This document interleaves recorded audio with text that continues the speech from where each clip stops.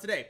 We have to talk about the big man himself. Kevin Feige is joining Star Wars. So if you guys haven't been following Star Wars, there is plenty to talk about. There's so many fans of Star Wars, myself included. I'm sure many of you guys are also Star Wars nerds. Probably if you've been following my channel, you're probably Star Wars nerds too. But also, so is Kevin Feige. Who doesn't grow up loving Star Wars? A lot of the fans that love Star Wars also love Marvel. A lot of the fans that love Marvel also love Star Wars. In today's day and age, most of those fandoms are completely overlapped anyway. And both of those franchises are under the Mouse House. They're both under Disney. So if they're both under Disney, and we know that they have had meetings together in the past when The Last Jedi started to bomb and started to tank and fans were revolting, even myself, I was very upset with that as well. I thought the movie was really good as a film, but as a Star Wars film, it was hot trash, and it completely disrespected the entire franchise, and how they handled the media and the press was awful too. So I know there's a lot to go into that. I'm sure that it's not entirely just their fault. I know that there's probably a lot of pressure coming from every angle possible to try to please literally everyone on the planet. Very frustrating, I'm sure. But who handles that better than the man himself, Kevin Feige? Kevin Feige is the king of pleasing the fans. And if you need someone's help, I mean, we're talking about Kathleen Kennedy is putting that little, she's putting the the intergalactic USB chip into R2-D2 and saying, help me, Kevin Feige, you're my only hope. And then he goes and he shows the hologram, and then it's Kevin Feige sitting there with Jon Favreau and Dave Filoni, and they're like wielding the lightsaber, looking at it like this, and they're like, oh, what's that? And then there goes R2-D2 saying, hey, here's Kathleen Kennedy, and she's saying, help me, Kevin Feige, you're my only hope. They need to revive this franchise, and this is exactly what they plan on doing. And Kevin Feige, spoiler alert, has already said yes. So they asked him, and check it out. Lucasfilm's Kathleen Kennedy is pursuing a new era in Star Wars storytelling, and knowing what a diehard fan Kevin is, it made sense for these two extraordinary producers to work on a Star Wars film together. Walt Disney Studios co-chairman Alan Horn tells Hollywood Reporter, Alan Horn is the authority on all things Disney film. That includes Star Wars, Pixar, Marvel, all film that falls under the umbrella of Disney is Alan Horn. He is the guy. He's Kevin Feige's boss. He's Kathleen Kennedy's boss. So when he's telling you that this is happening, you darn know it's happening. And this is not hearsay, guys. This isn't any of those rumors we were talking about. You don't have to take this with a grain of salt. No. This is happening until Alan Horn says it's not happening. So until we hear again, and he's like, hey man, it fell through, Kevin needs more money, it's just not going to work, then if that's the case, then okay, yeah, that's the word on the deal. But no, Alan Horn says it's a go. So let's see what this is going to expect here. To the surprise of no one, Kevin Feige is a huge Star Wars fan. It might surprise many, however, that the Marvel Studios chief is going to be developing a Star Wars movie as Lucasfilm president Kathleen Kennedy makes new plans for a wave of projects set in the universe, The Hollywood Reporter has learned. So this is big news, guys. First of all, let me just say, I know there's a ton of Kathleen Kennedy haters out there, and believe me, guys, I have my own beefs with Kathleen Kennedy. I think that she's injected way too much into Star Wars. That definitely has no place in Star Wars, does not need to be in Star Wars. And I'm not talking about strong women. Strong women have always been in Star Wars. You can ask any hardcore Star Wars fan, they could list you 30 female characters right out the gate that have either powers or sick weapons or are fan favorites. I'm talking about Mara Jade. I'm talking about Ahsoka Tano. I'm talking about Luminara Unduli. I'm talking about Asajj Ventress. You can keep the list goes on and on and on. Star Wars has always been chock full of strong female, and I didn't even list like Leia or Padme or Ahsoka. We talk about Ahsoka.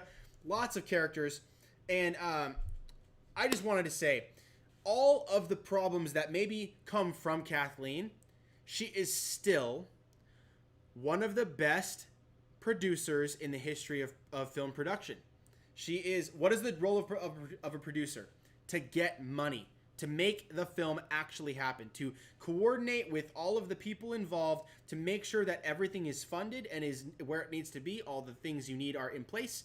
You have all the people that are there. Everyone's getting paid, and you are the financial guru of the film. Then there's a director that's on the ground that's actually literally like the camera work and making sure all the angles are right, overseeing like all of the effects and all that stuff, and the scripts, and going over with everyone. There's people that are involved and in charge of different things. Now, I think Kathleen Kennedy's downfall was that she injected herself into the creative process of Star Wars as opposed to being the producer and kind of keeping a little bit more of the Star Wars creative into the hands of more qualified individuals like, say, Dave Filoni. But in this situation, I think that they may have learned their lesson. Time will tell. As soon as December comes around, we're going to see in Star Wars Episode 9 what they're doing. Because it says here in this article, guys, I'm not just ranting here. This is all involved with what I'm talking about here. So even though it might sound like I'm rabbit trailing, I'm not. This is actually part of this story here. Because they're getting ready to wrap up Episode 9. What that means is that the Skywalker saga from 1 to 9 will be closed.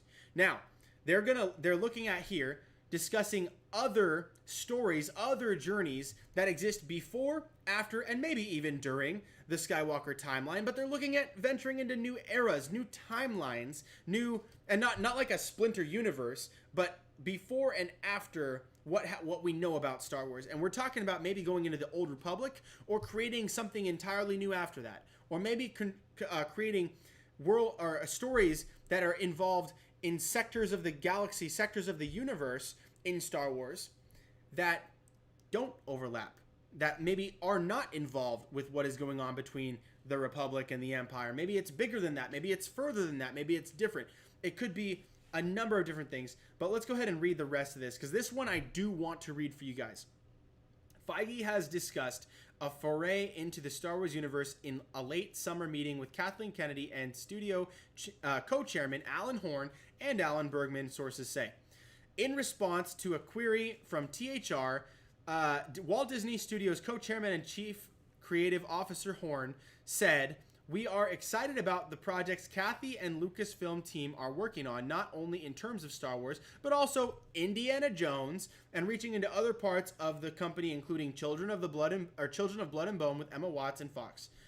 With the close of the Skywalker saga, which is episodes 1 through 9, Kathy is pursuing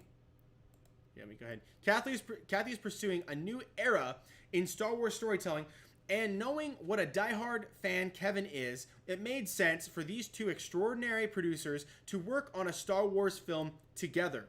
And then it goes down here. Let's go ahead and skip down here to read this. Some see this movie as a prelude to a larger film and larger role with Feige within Lucasfilm. Sorry for the stuttering, guys. While others say it merely reflects the Marvel executives' passion for the franchise, a top Disney source says Kennedy remains in charge with no plans for any changes, meaning that Kevin Feige is not replacing Kathleen Kennedy. He is collaborating with her. He is joining her as a co-producer, a team member, a partner with Kathleen Kennedy. And I think this is good because Kathleen Kennedy is really, really, really, really good at getting films produced. She's one of the best, most successful. Her track record with films is almost perfect, except for, I would say, The Last Jedi and Solo. That's it. I mean, everything else has been pretty darn successful. She doesn't really make stinkers. The only ones she's made so far, I think, were The Last Jedi, which is by no stretch a stinker. It just pissed fans off. It's very controversial. Made tons of money. It did exactly what the film was supposed to do, except it pissed the fans off, and so did she. And then also, Solo, I think, was a misstep. I enjoyed Solo. You guys have probably seen my review. I like Solo. I really did like Solo. No one else went to see it. I was like the only guy that was basically in that theater. There was like me and two others. My buddy that went with me, and actually, no, three others. It was my buddy, my wife, and another. And that was it. And nobody went to see that. It was a flop because it was ignored. People asked for Obi-Wan, and they got Han Solo that was not Harrison Ford. And that's not what anyone wanted, especially coming off the heels of Han Solo's death. So that sucked. But the idea sucked. The movie was actually pretty good. So if you didn't get a chance to see it, maybe give it a shot. I don't know. I'm not going to tell you what to do. But here we go. It says here, Disney source Kennedy remains in charge with no plans of any changes. One knowledgeable source says Feige Feige has told a major actor that there's a specific role he would like that person to play if and when he makes the move. So apparently there is an actor that Kevin Feige is close to that he has said, look, if we're going to do Star Wars, I'm bringing you in. I can't pretend to know who this might be, although if I could wager it's anybody, I would bet it's probably Robert Downey Jr. again. It's probably going to be RDJ, because if you're going to start a new Star Wars thing and you need an actor that maybe hasn't been in Star Wars before and you need someone that's close to Kevin Feige, I would imagine it's probably going to be someone like Robert Downey Jr. Maybe, who knows? It could be someone he's worked with before in the past, like Hugh Jackman, or it could be someone he's worked with in the past before, maybe directly or indirectly, like Tobey Maguire. Who knows? We don't know. And I'm not going to pretend to know either, because those are just wild, hopeful guesses. And then it says here, however, with Star Wars The Rise of Skywalker set to hit theaters December 20th, it is understandable that Disney would like to keep as much about the future of the franchise under wraps as possible. So, we're not going to hear anything until after Skywalker in December comes out. So, Skywalker, otherwise known as Episode 9, is meant to be the final installment of the series that was first launched by George Lucas in 1977. It is also meant to win back fans after The Last Jedi, the last sequel trilogy entry, meaning the Star Wars The Last Jedi, divided audience, even though the reviews, meaning critical reviews, were largely positive, because fan reviews sucked. And the film grossed $1.3 billion worldwide, which means it's not a flop, which means it doesn't suck financially. It was a major win for Disney. The problem was that it pissed off the fan base and no one went to see Solo because of it.